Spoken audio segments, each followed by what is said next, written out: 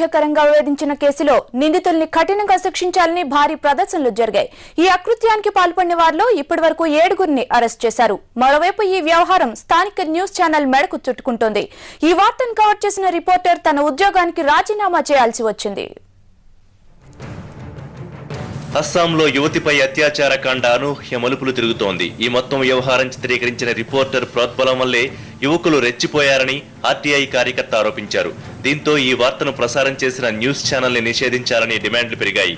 ఆరోపణలు ఎదుర్కొంటున్న channel reporter పదవికి రాజీనామా చేశారు. మరోవైపు యువతిపై అసభ్యకరమైన దాడి జరుగుతుందని సమాచారం వచ్చినా సకాలంలో స్పందించకుండా విధుల్లో నిర్లక్ష్యంగా వ్యవహరించిన సబ్ ఇన్స్పెక్టర్ పైన వేటుపడింది.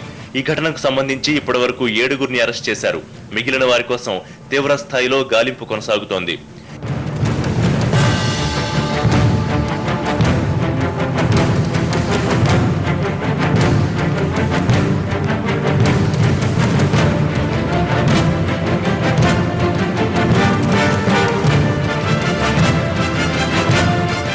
ఈ ఘటనలో కీలక వ్యక్తిగా భావిస్తున్న కలీటా ఆచూకీ ఇంతవరకు దొరకలేదు.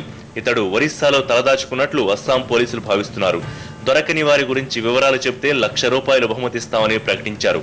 ఘటన జరిగి 6 రోజులైనా నిందితుల్ని పట్టుకోకపోవడంపై అస్సాం ప్రజానీకం ఆగ్రహంగా ఉంది. ప్రభుత్వము పోలీసులకు వ్యతిరేకంగా రాష్ట్ర వ్యాప్తంగా ప్రజలు ప్రదర్శనలు నిర్వహించారు. వర్షం పడుతున్నప్పటికీ ఈ ర్యాలీలకు భారీ స్పందనొచ్చింది.